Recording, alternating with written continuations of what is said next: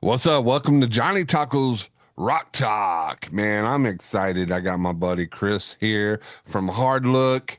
We're going to talk about some new music he's pushing through from the hard look.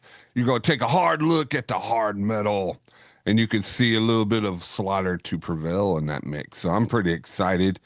He also wore his shirt, which is not as cool as my Crimson Ghost, which is if you look at it, it's the mascot for Misfits. That's That's right. where they got the Misfits from. That's right. Uh, It's a cool shirt, man. I went to a horror convention and I saw nobody ever has my size. Let's just be honest. I'm a big guy. Nobody has my size. I bumped into this one place and they had a lot of retro movies. The Thing, Road Warrior, um, Camp. Was it Creep SWAT? show. No, not Oh, Creep Show. Camp Sleepaway Camp. The one with that. Um, it was kind of a tongue-in-cheek version of Friday the 13th. It was back in oh, the 80s.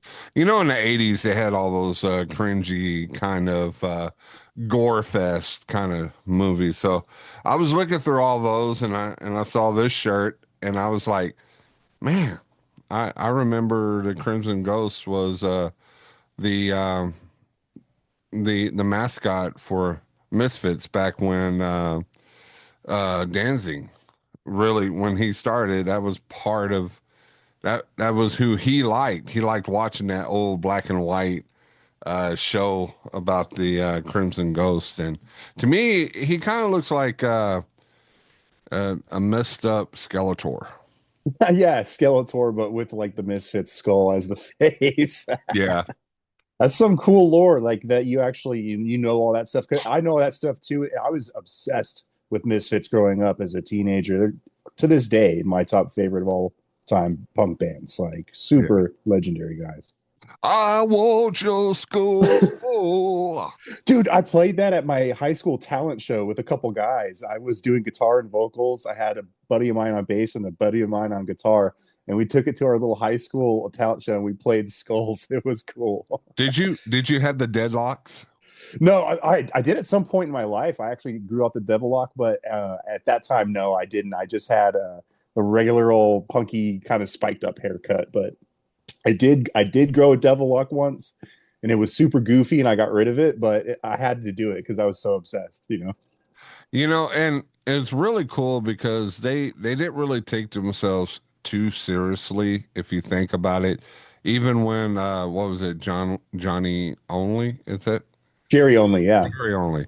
I'm thinking Johnny because hey, I was in there. I was in the misses, but yeah, Jerry when Jerry is around and he's like these super buff guys and they're talking about horror movies and like horror kind of thing and I was a big horror movie kind of person and it just a mixture. It was just fun, the punk idea of it mixed in, which will come Yeah. to our top five. We were going to do 10, but it's top five. We're starting this month off awesome. Later on in this show, you'll get to meet Kai. Kai from Florida. He's got his own solo project called XX Kai XX or Kai or Skies or so. Well, he goes just say Kai, just say Kai. Now, really cool dude, young guy. Well, everybody's young to me. I'll be almost the big 50 coming up soon. So I'm getting ready for all that senior discounts. I worked hard to be a senior. I didn't think I was going to make it past 30. So, I worked hard. I amazed myself and others by living this long. So, You earned it, bud. and then we'll talk about your new music coming up Cool. and how you had grabbed some of the aspects of a couple other bands that uh let it upgrade your sound. Even though your vocals, man, are brutal. Thank man. you. But you're always upgrading it. You're always doing something. You're making it sound like it's easy, dude. Like to refine your voice and go out there and spit it. To me, I'm like, man, you got so much in your head with all these lyrics, and you're a one man band. I could see you about 80 years old playing hardcore with a one man band out there, getting a little tip jar That's the with a. dream. That's the dream, my friend. I want to. I want to do that. But you have to add a harmonica. I don't think any hardcore band has a harmonica. Hey, that's cool. I like that. Get it nice and creative, and then have the drums all over, like strapped to you. So Yeah, like when you move each leg, like different pieces of the drums play, like full yeah. blown actual one man live band. And it reminded me back when I was a kid, there was a one man band that used to sit outside of a famous Tex-Mex restaurant, fast food place called Don Juan's in Grand Prairie. And he would sit out there every Friday, Saturday, and Sunday. And he would have this big contraption he would sit on, and it had the cymbals everywhere, the tom toms, the bass, everything was all there where he can hit it, and he had the harmonica like kind of like Like saw. around the neck. But it looked Yeah. like a saw device. I didn't know saw back then, but now coming to think about it, it looked like that one that girl had that was like to her Iconic, yeah. jaw. Yeah, Yeah. and he would play he would play like old country music, and it sounded like a full band. It was really cool. Unfortunately, he passed away Mm. years ago, but it's That's just impressive. and that's goals, right? That's Oh yeah, squad goals. for sure. For So sure. Feel but young. yeah, yeah, and music's always been a big part of your life. So, and Always. you have so many projects out there that you do. You got some upcoming projects that are on the hush hush top secret. That's Uh, right. That's right. and you just come out. You had that ripped up, right? Ripped up, Hmm. Yeah. and it was kind of a hardcore punk kind of surf kind of thing. Are you still working on that too? Yeah, I am actually. I'm slowly working on some songs for that. I've even got a bunch of video material that's going to accompany a new single that I'm going to debut here relatively soon, we'll just say. But definitely adding more of the reggae elements in with the punk rock and shying away from the screaming vocals and just kind of leaning more into like more punk vocals, for lack of a better term, but just really trying to blend the like melodic, but also heavy punk side of things with reggae. I just love how that comes together, and there's very few who do it. You may know of like the Bad Brains. Bad Brains used to do it. They had like whole albums that were hardcore punk, and then they'd also had albums that had a lot of reggae songs on them. And they had their own thing going with that. And I always thought that was cool. And then Expendables, they have like some rock riffs, metal riffs, but then they bring it back to the reggae. And I've always just loved that. And I wanted to do something kind of similar that I had not seen existed yet. And that was the whole thrust behind doing Ripped Up, because I think it's probably the album that I have, A Different Way of Life, the newest one that's out now. I would say that is probably the only album that has uh, a strong reggae sound, but also with like screaming hardcore vocals like mixed into it. It's really weird. So check it out if you're into weird music. And punk really goes well with that kind of two-tone kind of reggae beat to it. And I've always liked the Mad Caddies, Mustard Plug, um, Rancid, just to speak a couple of bands out there, Goldfinger, Yeah, like the ska elements. yeah, the They ska go feeling. real well with reggae for sure. And it just it's fun. It's kind of a fun thing. They still have like Mustard Plug has some heavy hardcore punk, but then they have that reggae too to it. Oh, cool.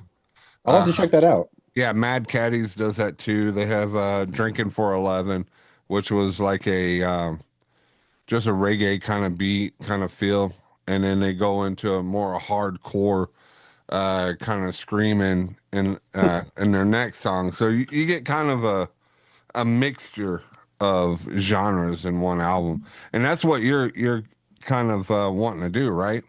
Oh yeah, for sure. Yeah, it's definitely something that's different. It's a little hybrid, you know. It's something that I thought would be cool, and I've literally liked reggae since I was just a toddler. Like just hearing it, and I've always gravitated toward it. Always listened to it here and there throughout my life, but the primary music that has fueled the soundtrack of my life since childhood to now is primarily metal, and that's where I really have most of my focus. But it is super nice to have an outlet to kind of express the other side. You know what I mean? Hmm. Yeah, So, definitely, definitely. And there are metal bands that are from Jamaica that brings that skull to metal. There's Skindred. If you ever have a chance, listen to Skindred. I heard them back when I went to a concert to go see um, Supercell when they were around. They were like a one-hit wonder. Unfortunately, the lead singer died of cancer a little bit mm, after that album was made, but Seether was there. Seether was the headliner, so it was Supercell, Crossfade, and then it went to Skindred, and then calm down, yeah, and my dog. Skindred had a electronic box set, so it was like he would hit this little electronic drum set and just hit like play. Oh And then, wow. yeah, but then when he's talking, you can't really hear when he does his screaming because it has that Jamaican accent to it. It was just crazy. It was crazy. But he was jumping around, and I really liked that album. Which, if I Yeah. had if we had time to do a top 20, that their first album would have been in that mix. Oh cool. So. But let's do it. Speaking of the top albums of all time, we five, cinco for our Japanese speaking friends. Um, yeah, we did a lot of head scratching over the week when we talked about doing this episode, and it was hard. I Oh don't yeah. know. I don't know about you, but it was hard for me to pick out five albums that that really resonated with me that I can listen to from the first song to the last song. And uh, I feel like I can't really do that too much with a lot of the modern music to really listen to the first song to the last song. Um, I think maybe some of Falling in Reverse, um, but Bring Me the Horizon, their first album, I can listen to it from the front and back, and maybe their third album. I can't remember the name of the third album, but music that just resonates to us that we just got our full attention from the first song to the last song, and then you just want to just play it over again. Dude, You know what I'm for saying? I do, and I'm also tripping that you chose that as an example because I don't think I've told you this yet, but on that first Bring Me the Horizon album is called Count Your Blessings, and Ollie Sykes actually thanked me in the liner notes of the CD booklet by my MySpace name at the time. And because at the time when they only had like a couple songs up on MySpace, I was promoting them from the very beginning. And I actually helped them get a bit of a base in the United States that they didn't have at first. So they were always really appreciative of that. And Ollie put my MySpace name in the thank yous, which at the time was Chris Has a Death Wish. Super cringe, but it was MySpace. So give me a break. But yeah, and they put me on the guest list for their very first US tour. I got to go to a couple shows, hang out on the bus with them, and like all that stuff. It was super cool. But then, like, what happens with being friends with famous people or people who become famous, rather, is sometimes there's a drift and you don't really talk to them anymore. And that's kind of what happened. There was nothing particular that happened. They just kind of got huge and ended up doing their thing. And I was just a dude at that point. But I was so thankful to have that cool experience with them and to have my name, my MySpace name, immortalized in that album. And it happens, they just like their tone, like when they first started in the first album to what they're doing now, when they're more of a clean vocalist kind of feel, which I'm not mad at them. You always want to define your stuff, and you want to have something that resonates with more people because yeah, at the end of the day, a lot of secular music, they want to have money, you know, Yeah, sure. and good for them that they got recognized by the legendary Christopher Johnson. You're too much. You're too much. But it's yeah, no, they've softened their sound a lot, but it's still good. It's real poppy, and like I truly believe they're just doing what they want to do. Because ever since talking with those guys way back then, they all listened to like a lot softer music regularly. It wasn't just metal. So I truly believe they're doing what they want to do, which is cool. Some people are like, "Oh, they're selling out," and I'm like, "Well, is it really? If you're doing what you're wanting to do, I mean, if they're doing this new approach just for the money that might be selling up. I don't think they are, but not to go too much on that. But I appreciate it because I like their discography from the beginning, mostly through all this new stuff too. I find songs here and there that I really like, not so much like full albums, but I can respect it, dude. It's cool. Yeah, and to me, some of the new songs, I think they just put some songs in there as filler, not really thoughtful. But Yeah, you if you're a part of a record label and you have to have a quota, so you're gonna have to put songs that are, maybe it's not the flavor that you want, but you had to put at least what 10 songs in an album. So you just yeah, throw in, or you could be lazy and just do a couple of instrumentals to put yeah, it through. Yeah, you know, man. Metallica did that with Call of Cthulhu, Yeah. and There's a couple others too. I think "To Live Is to Die" they had on and "Justice for All." That was like a 10-minute instrumental. They had what was that other one? Can't think of it, but yeah, they've done it a few times. They're good at it though. I wouldn't call that necessarily lazy because some of those guitar riffs and solos that are in those songs are pretty tech, but it's definitely not typical to have, I guess, these days anymore to have like full blown long instrumental songs. I haven't seen that very often, I would say recently. I know that was bigger back in the 80s and 90s. yeah, and some part of the 2000, like Oh like yeah. the first part of the 2000. But now, we people have like attention spans of a flea. So Hmm. if you're not getting right into the vocals or to the music, you're taking like 5 minutes, like progressive rock take like 5 minutes, like Dream Theater, Pull Me Under, and you're playing it for like just getting it right to the music. Even though I love that song, Pull Me Under.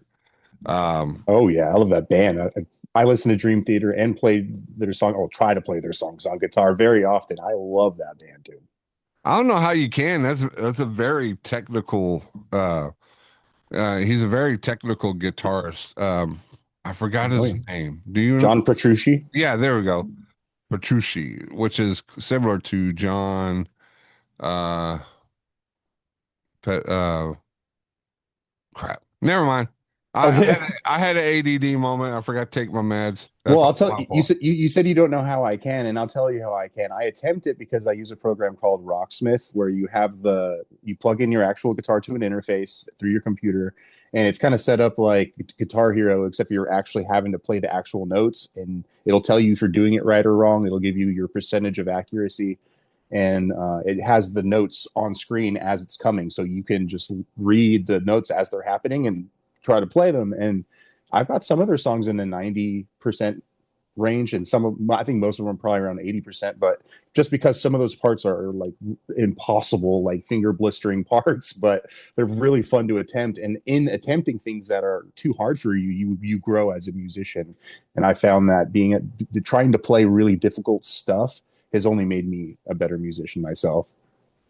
Yeah, because they're kind of in the vein with like Dragon Force. If people don't know who Dream Theater is, they're very guitar oriented, just like Dragon Force, and very fast at times. But they do have a melodic feel to it, which I'm always very fond of. I love Yeah. the way you can make a guitar feel like it's the lead singer. Yes. So, Yes. but we got to get to the meat and potatoes of this. We got to get to our top five. What we'll do is we'll start with you on your first one, and then we'll go and why you like it and why you think others would like it. Yeah. Yeah. All And right. Well, then I'll go into one of mine, and then we'll go to our number one, which I don't want to say is our number one favorite. It's just it's in that percentage, you know. right. Yeah. These are in no particular order, but I'll kind of try to fashion them kind of ascend in a way. But to start with, I guess what would be my number five? I'm gonna have to go with the album. It's called Jester Race by In Flames, and I want to say that is my favorite solely because of the guitar riffs. Every single song on that album is just riff city with very creative and melodic riffs. They find a way to take a very heavy style of like almost death metal, but making it really melodic through the guitar work. And that is just another album that I really love to try and play my guitar along with. And it's that aspect of melody with something heavy like extreme metal that is just a perfect recipe, if you ask me. I think that's why other people might like it. So it's like if black metal and death metal had a baby. Kind of, yeah. Yeah, In a way, yeah. a deranged baby. Okay. Mine is not as heavy. My first one.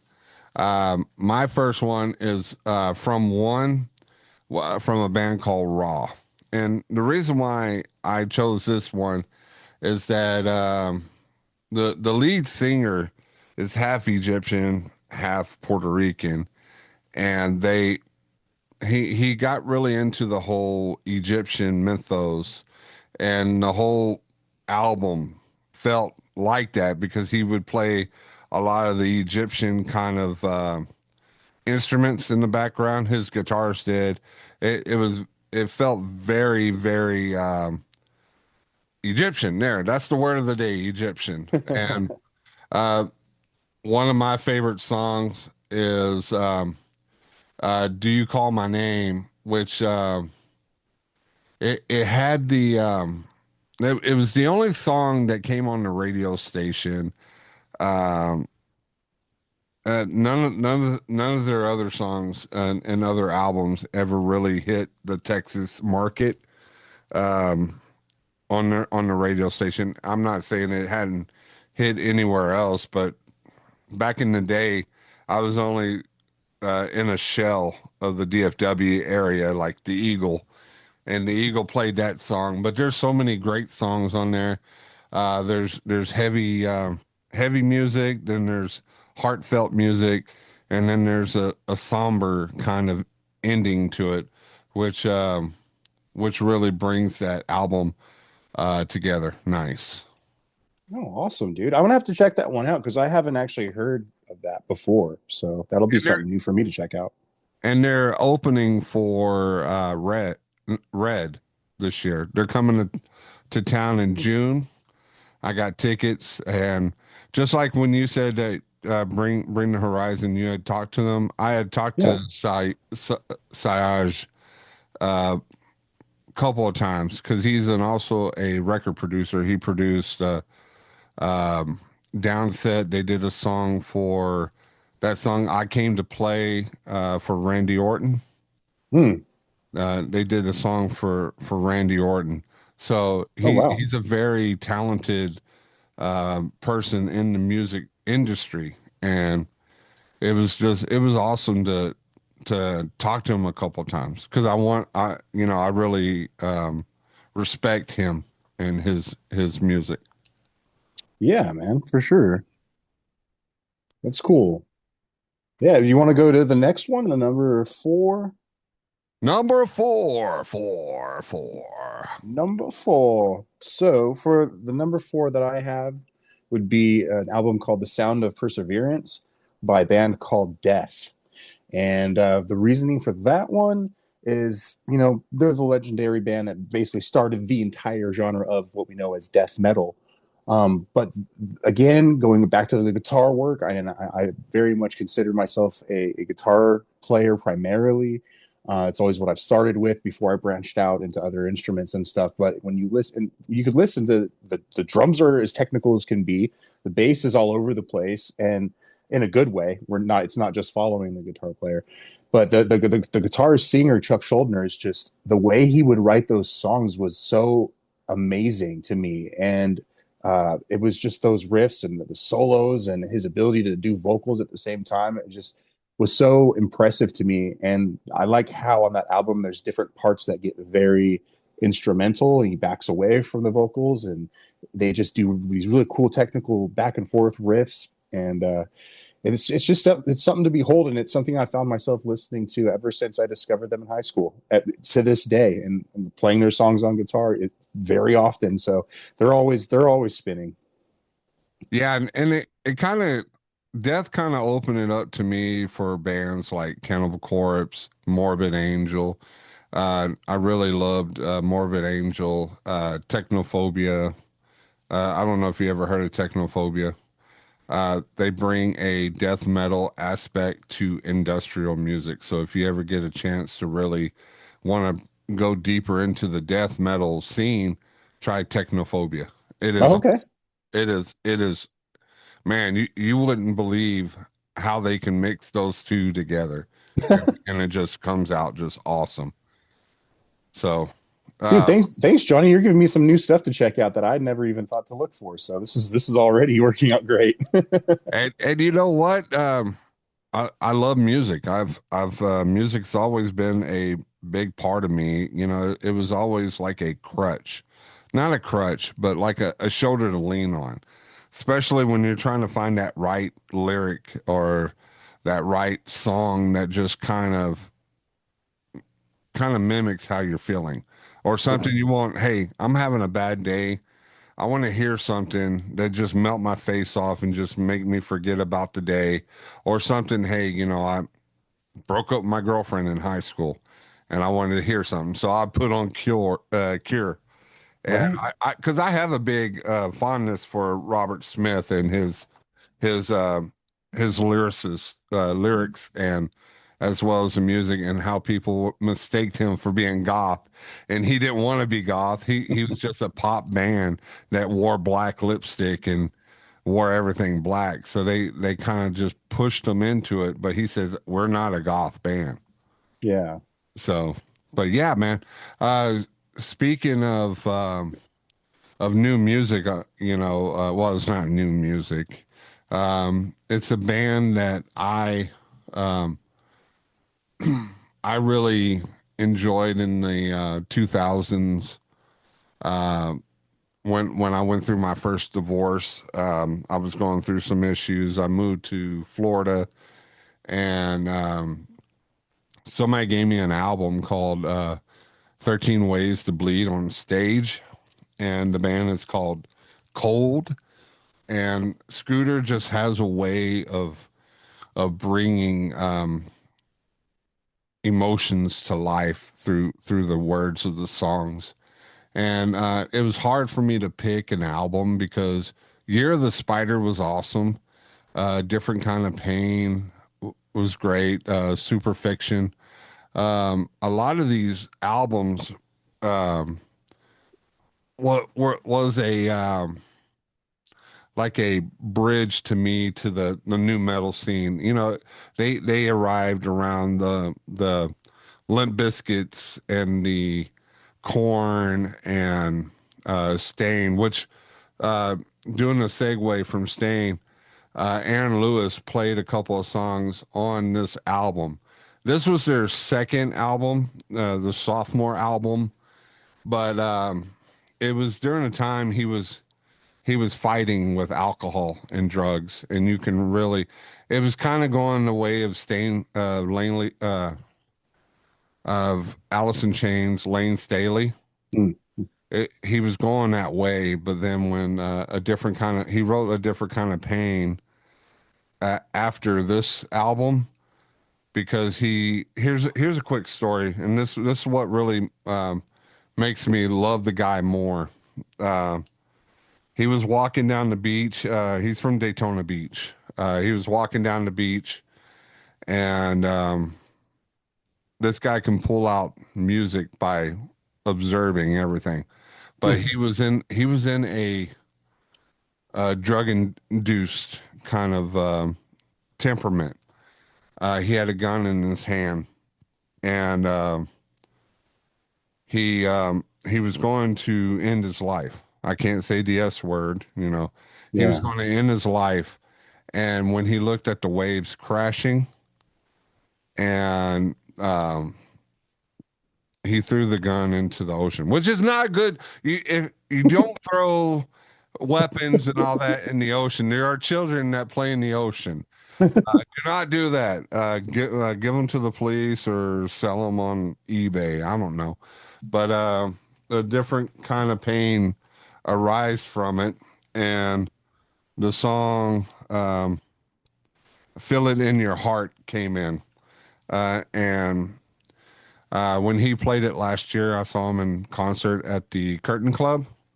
When he played that whole album, and it was weird because I knew all the songs, and then he played 13 Ways to Bleed on stage, and man, I just I couldn't contain myself from it was just an amazing because I took the chance to get that album from that guy. I forgot his name. It's been years, and was able to listen to it back and forth, even through all the crap that I went through. Uh, Scooter's there. And matter of fact, Scooter is coming to Dallas May 9th. I got VIP tickets. I get to finally meet Scooter face to face, get autograph and take pictures. It's going to be awesome. I'm really excited. But yeah, Cool. you get a chance. Anybody get a chance? Please check out Cold. You're not going to be disappointed. His music actually retains through the years, so it's nothing like I was on the payphone or something like that. No, it's heartfelt. It's really it gets you to the core. So I give you two thumbs up. Nice. Yeah, I love good emotional albums too because like when especially like as you mentioned you're going through something horrible in your life. It's like catharsis to hear somebody else going through something horrible, but the sound is beautiful, you know, like it's cool to kind of go through the process with that. And you know, there's the vocalist of The Chariot and Norma Jean back in the day, Josh Scoggin. He said this line that really resonated with me, and it was "Music saved my life, and Jesus saved my soul." And I was thinking about that, and I was like, man, that is so true in my life as well. I mean, obviously, I'm saved by Christ, but the music has been something outside of that that has helped me through all the hard times as well. So it's really cool to have a good emotional album because it's such a release, and you know you listen and then you'll feel better. You know, people tell me, how do you listen to that angry, that hateful music all the time, and you're still a happy person? You're sitting here smiling and joking with me, and it's like because it's getting that negativity out. Like it's not putting. See, they think that it's putting negativity in my mind, but it's really taking it out because it's that catharsis where you recognize, you identify with it, but you're giving it a vehicle to go away. And I just find that so powerful with music, and it's probably something that these listeners are going to find in the albums that we talk about, that they might have that type of emotional connection. You could have an emotional connection with metal, death metal, and all that too, is just as well as rock. It's something a little bit lighter. I think that's really neat. Yeah, definitely, definitely, and I totally agree with you. And number three. All right, now Threes. number three. So my number three is an album called The Healing Process. It's from a band out of Canada called Despised Icon. And the real reason I chose this one is because it was the first time I had heard two of my favorite genres combined. And those two genres are death metal and hardcore. Hardcore coming from like the more hard style of punk rock music called hardcore punk. But they took some of those elements from hardcore punk and then blended it with death metal, which hadn't really been done at the time. Later on, it would be called deathcore as a genre name, but that didn't exist at the time. And I just absolutely fell in love with it. I was like, I did not think these two things could exist. And even culturally, like the death metal guys and the hardcore guys didn't hang out a whole lot. But nowadays, that's completely different. And I want to say half of that's because of what deathcore has done. And now there's so many other bands that fall under that. But another reason I really liked that one was because of the vocals. Now they have two vocalists. So one guy is doing like more of the mids, and the other guy is doing like the low guttural stuff and some of the really, really high pitched highs. So they're really dynamic. But despite it being two vocalists with this album, The Healing Process, I warm up my vocals a lot to this album. And I try to match all of those ranges because I have a similar kind of mid and I have similar kind of guttural lows and stuff. I can kind of like contend. So I like to practice a lot with that album. But other than that, just simply enjoying listening to it. It's such a brilliant album all the way through. It's no skips. Every single song is an absolute banger. And it was just really cool for the first time to see these two genres combining. And now it's become like a really big popular thing. And I think it's pretty cool. It's Yeah, inspired me a lot in what I do with Hard Look. yeah. You know, you got the hardcore going, but I kind of my next one is kind of melodic. It's Dear Agony from Breaking Benjamin. To me, all Ben, he has I, he he was going through depression on this album, and he kind of blends a lot of hidden Christian kind of feels to his music. And with this album, it just it kind of gives you on the ride. It came in 2009. It was before my divorce, and uh, after when the divorce came through, I needed something to listen to, and Ben's band Breaking Benjamin came through with that album, and then they had other albums that came out after that, uh, which kept getting better and better. But my favorite is it will always be this album for that sake, and I just love the screaming in the back by the the guitarist. The name eludes me. Aaron Fink. Aaron Fink. And you can Oh, hear him screaming. And then both of the lead vocals is Ben and Mark. No, Mark is the screamer. It's Ben and Aaron. They do the vote. That's why if it sounds a little different, it's either Aaron or Ben. And I saw them in concert twice, and I really enjoyed it. They put on a great show. But that Dear Agony is really one of my favorites. All right, we are number four. or if we're going the other way, we're number two. So I think we're going five, four, three, two, right? So we'd be Sure. on number two. Number two, number two, number two. Dose, dose. Dose. All right. So this is now we're getting into like legendary album territory here. But my number two, I got to give it to Metallica on this one. Give respect where respect is due.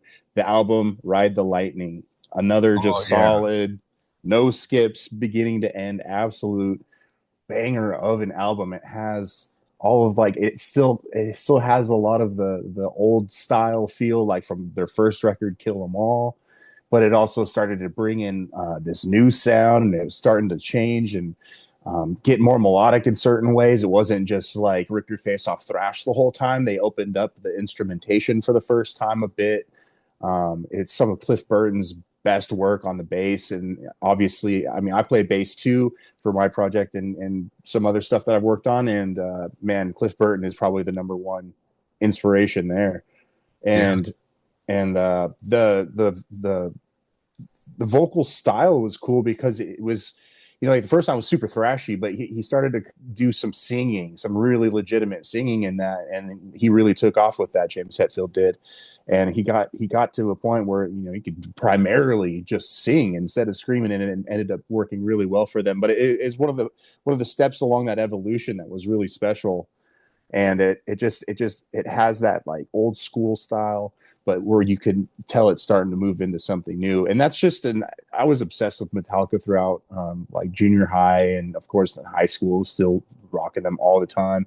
All the first songs that I learned how to play on when I got my first guitar, Metallica songs, or at least little pieces of them. And so they were instrumental in me becoming a musician, because at that time I thought these were the best musicians that I had ever heard. It was a very special moment, and it made me think, man, these guys are so cool, and what they're creating, and what that sound they're creating, it just resonates with me so much, so deep in me. It's like I want to be that. I want to do that. And I picked up drums. I tried to play, I played percussion and like school band, and like got a little drum machine, and I really wanted to take off. But when you're that young, you go through these little phases. So you ask your parents, "Oh, can I have this $2,000 drum kit?" It's like, no. Pick up something else, please. But yeah, like Lars's drumming just inspired me. I know he's not considered one of the best, but at the time, like the stuff that he was doing was really, really cool. And obviously, Kirk Hammett's just blazing through those guitar solos, which absolutely just blew my mind as a kid, and they still hold up because I'm still spinning that record today. Yeah. And you know what? I want to match that energy because one of mine is the Black album from Metallica, and that's when Jason Newsted actually felt comfortable being in that band.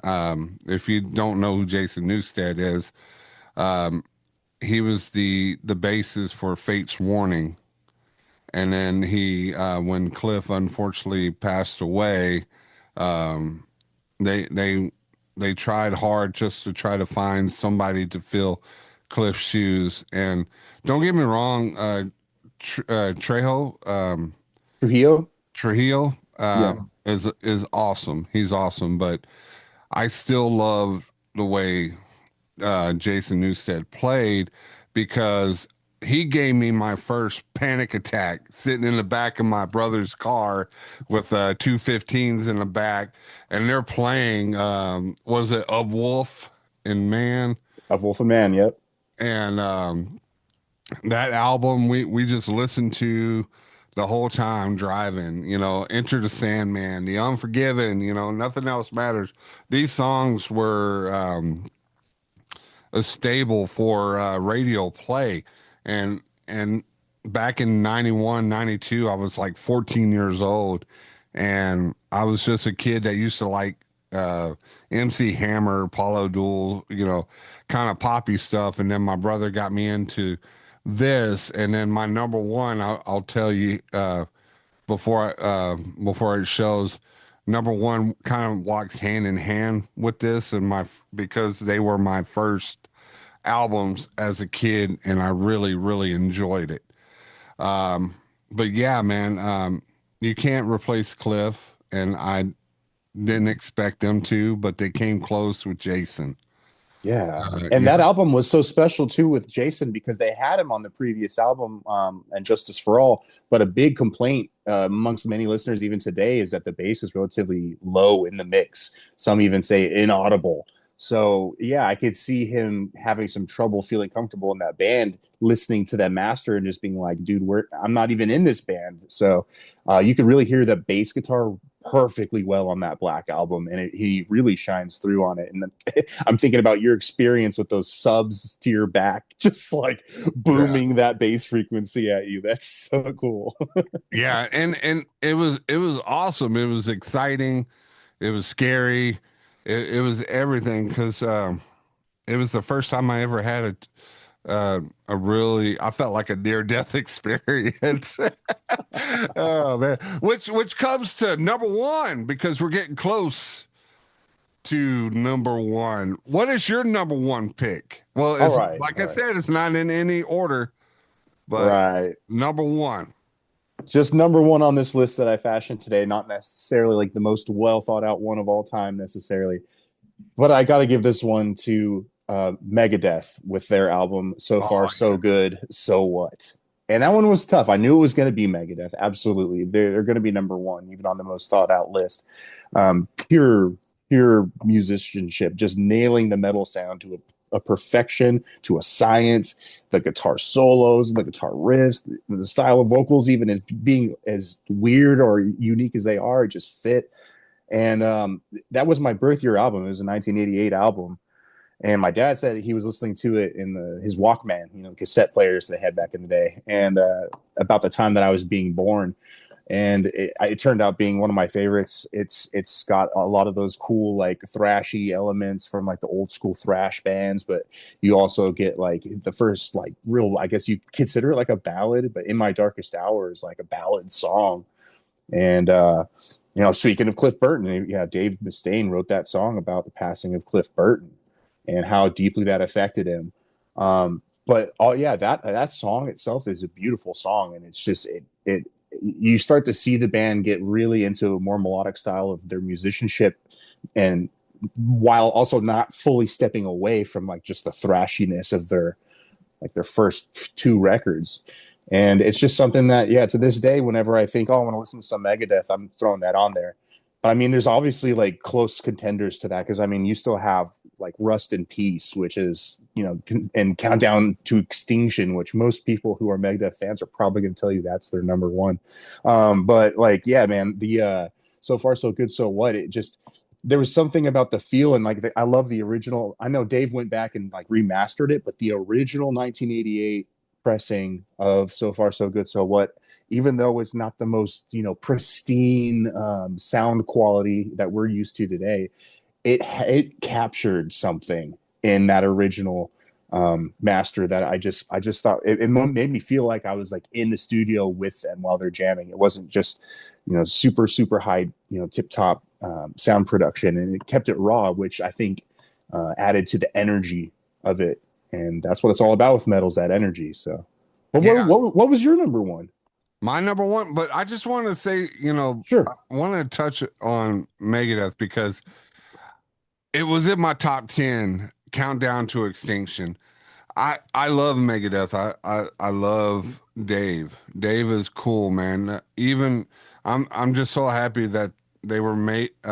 Dave and James had made right, like later on in their life. They did that big four with Slayer and Anthrax, which Anthrax was one of my top tens too, Persistence of Time.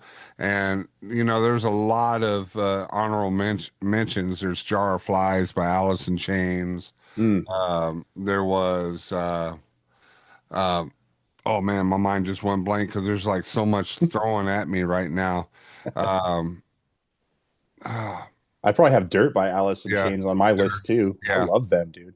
It's just the pain of what happened to Lane Staley and what he went through and the dark turn and all that. There was Mm-hmm. just so much on there, anything from Journey, that was my breakup music was Journey, back when I was in high school. But what really brings my my number one, and the reason why it is because it was so me back then, was Lights Camera Revolution by by Suicidal Tendencies. And I even Yeah. have the oops, wrong hand. I got the tattoo.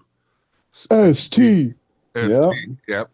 And because they they they blended thrash with punk because originally Suicidal Tendency was supposed to be a pure punk, a pure punk album, which was what was it? Still Cycle after all these years, or Still Cycle. I think that was their first album. Mike Murr, which is the younger brother of the guy that started Dogtown, the Boys of Dogtown. Man, my mind just went blank. Ah, I hate that when it happens. Jim Murr, Jim Murr. Oh, okay. Yeah, and part of the Dogtown skateboard team in Los Angeles. And Los Angeles was a huge, huge punk scene back then. And then he also had the chulo kind of feel to it, where he had the bandanas. He had this huge bandana that he would wear on his belt, a blue one that go all the way down, has some fringes. I just thought it was really cool, the way he talked, and the video. What all I wanted was a Pepsi, just one Pepsi, and it it was just it was something that just it brought me to life. Um, Mike Murr still has that same energy. He branched off to Infectionist Grooves. Infectionist Grooves was like a funky punk kind of band.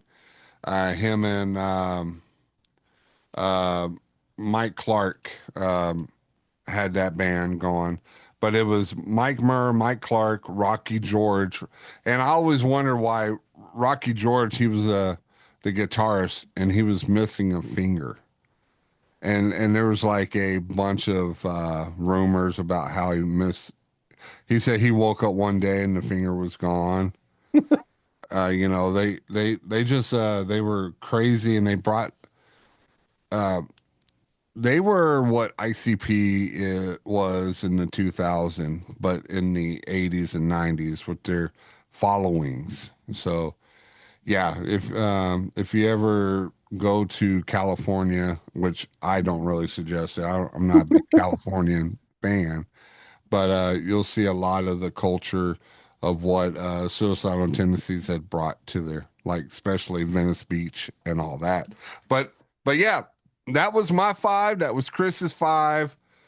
If um if y'all want to know more about the bands, I'll have it down at the description below.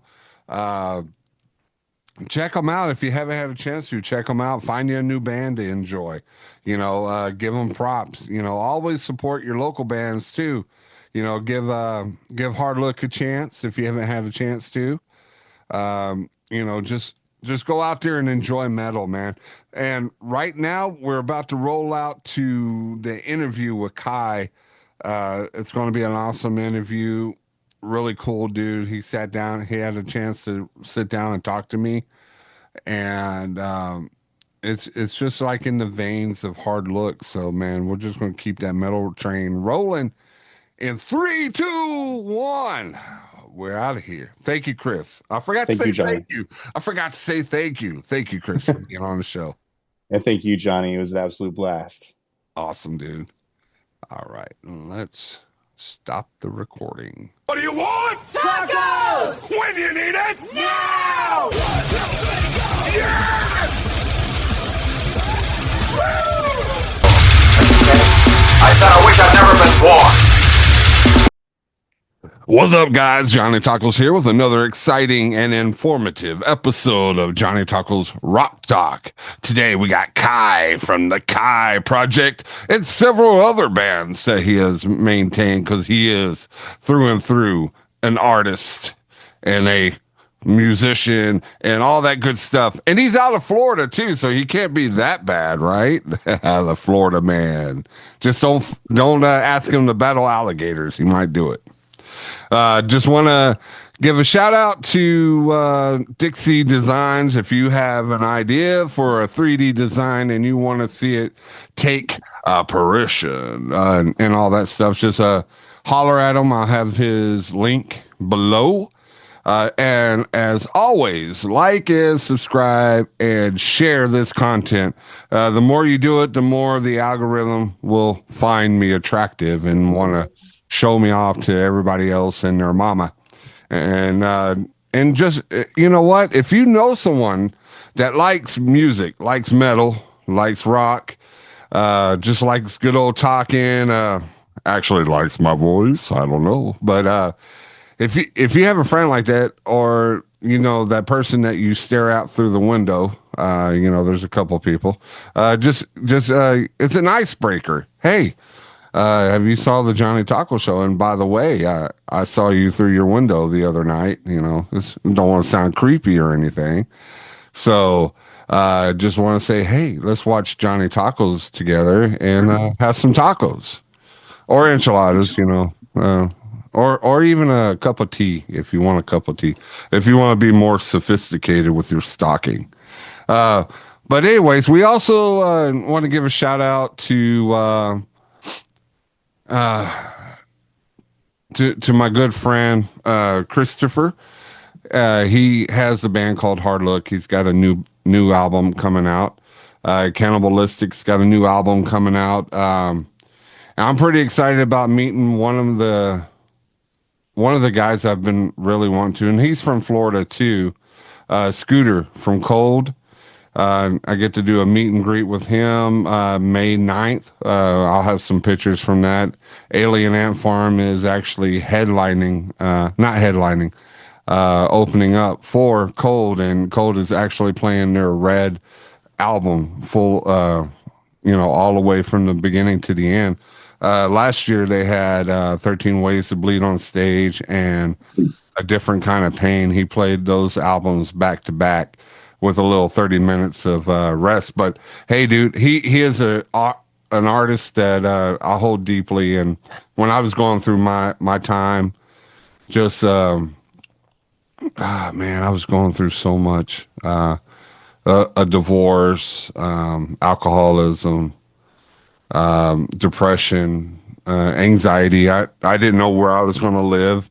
You know, I had a lot of issues, man, and I got a hold of the album because I was in Florida and in the beautiful state of Florida, which was not so beautiful at that time because it was hurricane season. But yeah, I went over there and I grabbed that 13 Ways to Bleed on stage, and the music just it kind of resonated with how I was feeling. And that's what I love about music, because where words fail, music takes over. So anything that you have an issue with describing how you're feeling and all that, just turn on music, man. Listen to Kai, our guest coming up, and just jam out and need some stuff to get, you know what also I say about Kai's music. Have you ever been to a one of those places where you go and just break stuff? They give you a bat in like 30 minutes and you wear like safety goggles and you see like a VCR, man. My enemy back when I was a kid, because I used to eat all my tapes. Uh, that's the kind of music you need to listen to when you're breaking stuff, man. And it's pretty awesome, dude. When I got to hear, and I saw some live footage, and he is electronic on the stage, man. I was like, man, did this dude like take some Adderall or something, man? He was like focused on his art, and he was just running through, man. It's crazy. But that's enough of the updates, man. We're going into the meat and potatoes of the show. We have Kai with his awesome blessed shirt. What's up, Kai? What's going on, man?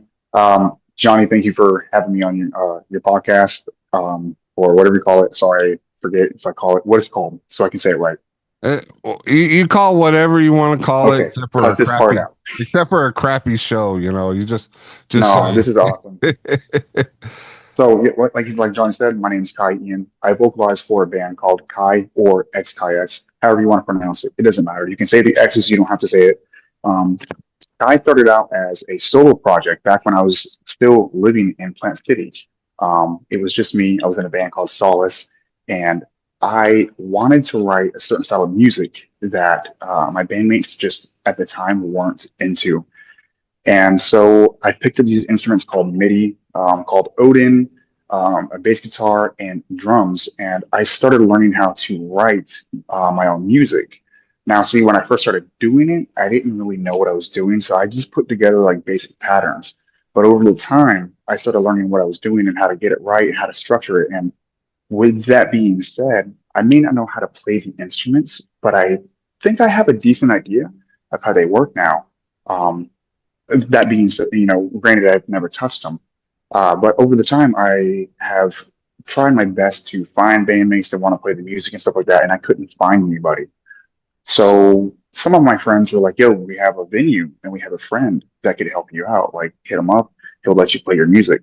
So what I would do is I would put my all my music onto a phone, and I'd go to the venue, and I would hit play and just perform. But because it's just me, like you said, I'd get really focused in it on, and I'm like, okay, try to pretend like there's three other me or two other me's behind me, and I would just pretend like there was clones of me behind myself, and I'll go really hard. And because it's me, just me up there, I would go really hard, and I think that's what got people to gravitate towards me is because yeah, it's programmed music, yeah, it's just a vocalist up on stage, but like when you see someone like just hit play, I mean, he's going nuts, and that's not just like I'm not, and I don't mean to talk down on some genres, but like noisecore, it's not just like noisecore. It's like I hit play and I've got something to say, and I think that that's what made people interested in the music.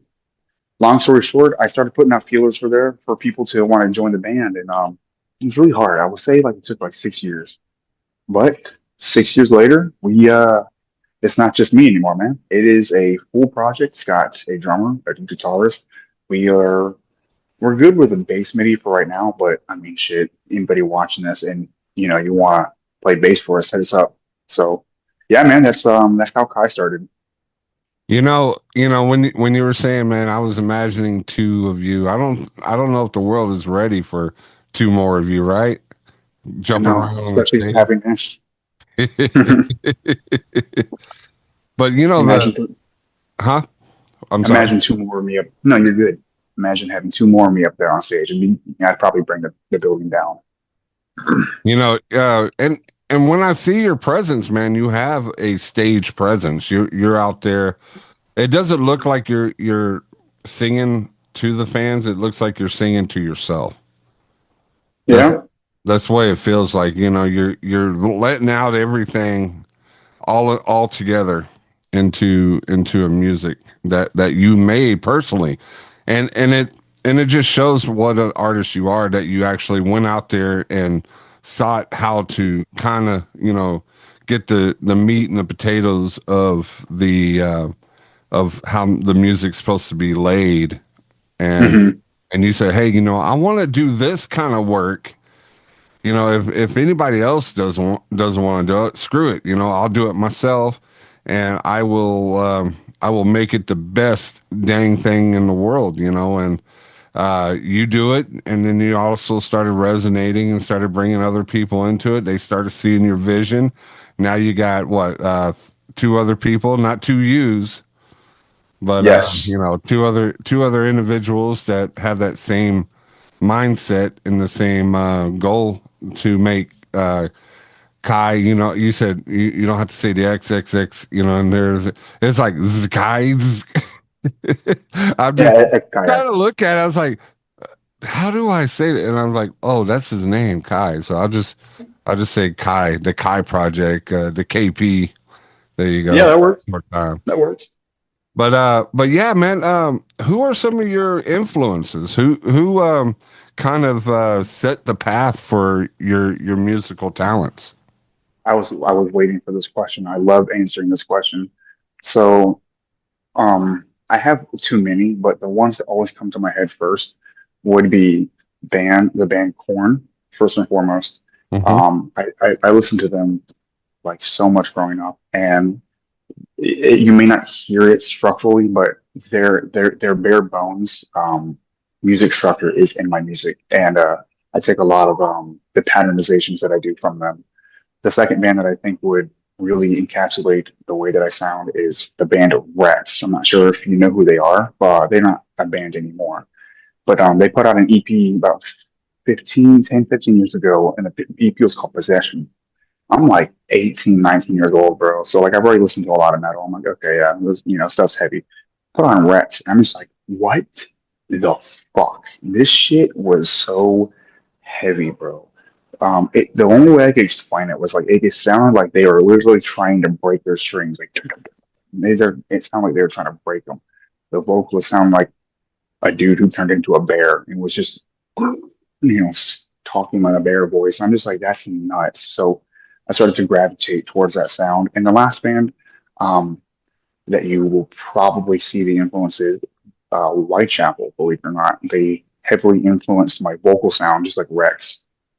So Whitechapel before they started throwing clean vox, or Yes, I'm talking like somatic defilement.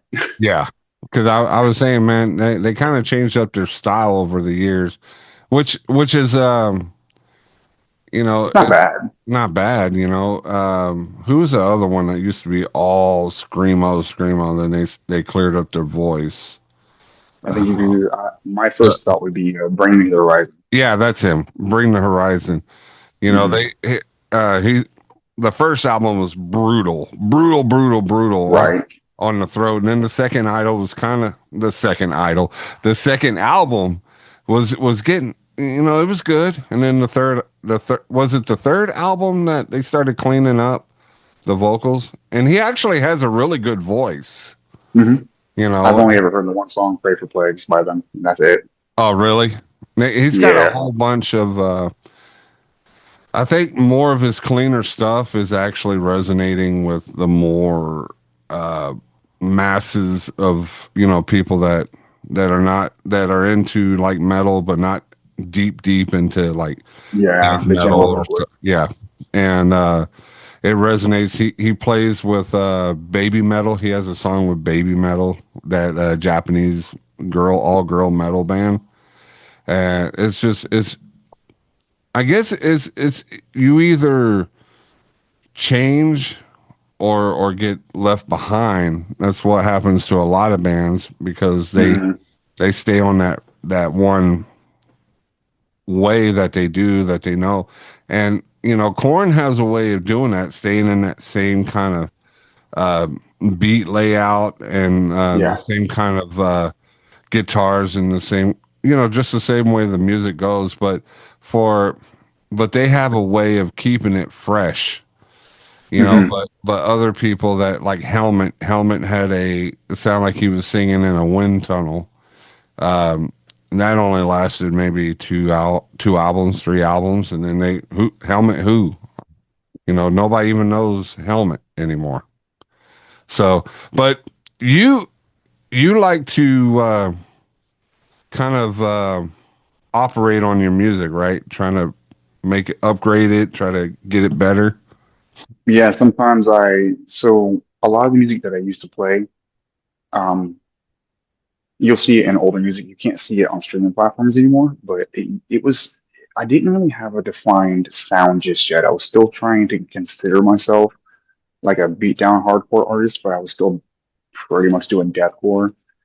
And I remember when I got it back from the studio that had mixed and mastered for me, I just sit there and listened to it, and I put it out and everything. But I'm just sitting there listening to it. I'm like, this is not. It's like almost there. Some songs resonate with me, but it's like something's not fitting right. And so to circle back around to your question, um, I started taking. I when I removed that music, I started taking the music that I really resonated with, and I was like, what do I like about this? What can I scrap about it? And what can I use about these songs to generate like an overall like vibe and a sound? And so, like I said, I'm really inspired by the band Rex. I really wanted to try to do what they were doing instrumentally 15 years ago. So I'm trying to bring that sound back. So I listened to what they're doing, and they do like this different style of beatdown that I consider it's like a gent style of beatdown. You play on one string a lot, but Mhm. then you still palm mute, but you're not going dun dun dun dun dun. You're saying dun dun dun dun dun. So I try to keep it like that.